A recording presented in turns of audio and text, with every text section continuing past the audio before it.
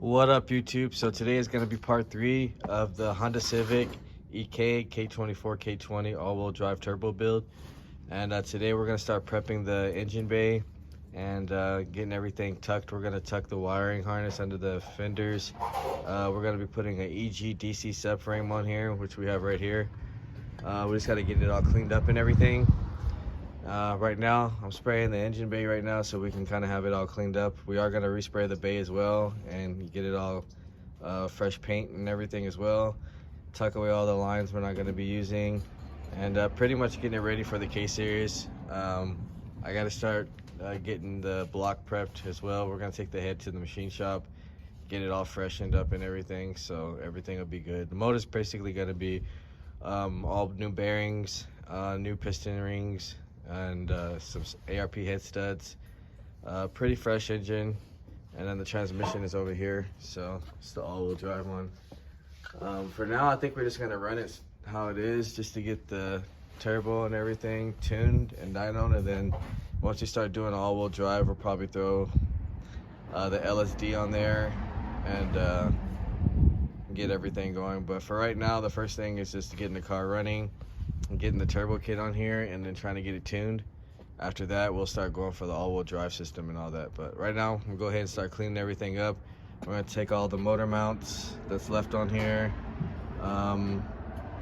and pretty much just start getting it ready for paint. So we're going to be taking out all the little dowels and little black pieces and everything that's pretty much going to be in the way.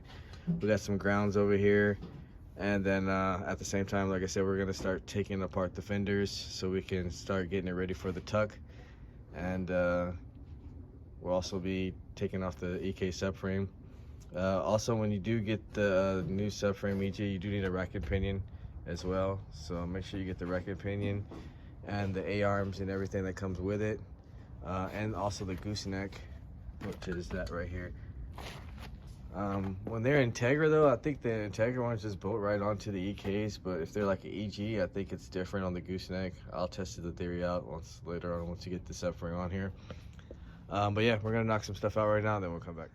All right, so we're back now. We got all the wiring, brake booster, pretty much everything, mounts all taken care of. I think we're gonna go to the paint shop right now to go get the actual original color for it, so we'll get that, get some clear coat, and then we'll start painting it up. We got the subframe cleaned up as well. We just gotta paint it up next, and then we can install that. That'll probably be the end of the video after we get the bay painted. And then yeah, that'll pretty much be just it. We're just gonna be prepping and doing the subframe, which is pretty much all the major work for doing a K swap. On the EK, you don't have to cut anything like the EG. The EG, you do have to actually cut the mount off. EF, you actually have to weld on the driver's side, and I think you have to cut a bracket off too on that side maybe. Anyways, right now we're gonna go ahead and go to the paint shop. We'll come back, get this painted up, and we'll come back and show you how the paint came out, and then we'll start dropping the subframe and getting the EG DC subframe installed. And then we'll probably end the video after that. All right guys, so we're back, and as you can see, the bay is finally painted. I don't know if you guys can really see it in the camera, but it came out pretty decent. So we also have our EG DC subframe with rack and pinion installed right now, so that looks way cleaner than before for sure. So yeah, basically, if anybody's doing a K swap, the reason why we use the EG DC subframe is because the EK sits out a lot more forward, and people had problems with snapping axles. So whoever the genius was to come up with the EG DC subframe and figured out that it would work, that's really smart. I don't know if it was Hasport, but whoever figured it out, that's the perfect way to actually have this car, is to have this frame, because no axle issues at all, and it actually tucks in a lot more, makes it look a lot cleaner, because you had radiator problems as well with the engine being a lot forward, so it basically puts it in the same as EG. So Other than that, we're gonna go get to the block that's going into here. We're gonna start separating it, we're gonna clean up the TSX pistons and show you guys a preview of what we're gonna do real quick before we end the video. And give a shout out to the sponsor Vivor. They're the one that actually gave me the machine that we're going to be using. So I'm gonna go ahead and go inside, start getting everything prepped. I'll show you guys how things look before and after this machine works. So we'll go check it out right now. Alright guys, so we're back. This is the digital ultrasonic cleaner from Vivor. So we got some awesome cleaner in here, and then these are our pistons that we're going to be cleaning up and installing on our block, basically with the new rings, new bearings and everything. So I'm gonna put this in the ultrasonic cleaner, see how it comes out, and then we'll come back and hopefully everything's all cleaned up on it.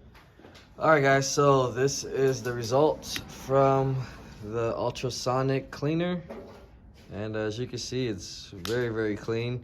Only thing it didn't get was some parts of the ring area, which is, you know, where all the credit's at, but I double check and clean those out anyways. But yeah, it looks almost like brand new pretty much. So shout out to Vivor, they did sponsor this video, so go check it out if you want to go buy one. They have different sizes. I would definitely recommend getting the bigger one though, the bigger one next size from this one. This one's kind of for like just meticulous things, real small, like rods and stuff. But if you want to do like blocks and, you know, heads or whatever, definitely go for the bigger one. But yeah, definitely worth it. I would definitely recommend getting one. So this is the block we're about to get ready to take apart and clean it all up and get it all ready. We're just gonna strip it down, show you guys, so I can show you guys, well, the pistons now. So this is the difference. How you can see it has all this weird shape on this one, and a lot of people say these are the ones that it hits the valves and everything, but I've already proven you can put a VTEC head on these blocks and not hit. But for right now, we want to go with a better flat top piston. So if you can see with this piston right here, it's basically just completely flat. So better for boost. And this is actually supposedly these rods are stronger. We'll actually check them out. I don't know if these, I actually heard it's just the bolts, so I heard the rods are actually the same, but we'll compare them right now to see exactly how they look, to let people know. But it's just a better piston for sure overall. So this, and then we're going to be running the Z3 head we have over here. So it's the RBC1. So true K24 K20 swap.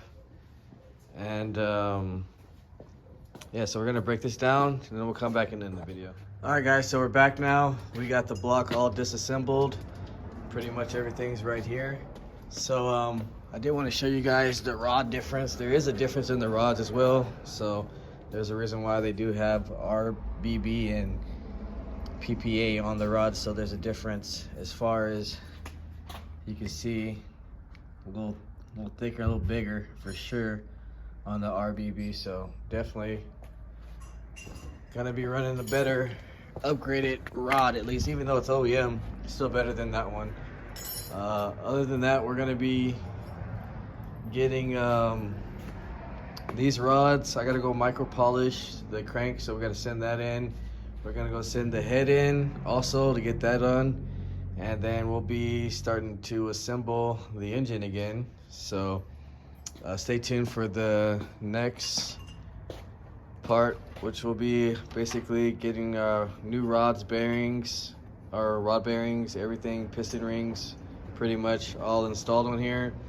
New crank seal, and get some Honda bond, torque it all down, get it all going, slap the head on with some ARP head studs, and then we'll slap it onto the all-wheel drive transmission and mount it into the car. So stay tuned for the next video. If you haven't, like, share, subscribe, comment, let me know what you guys think. See you guys in the next video.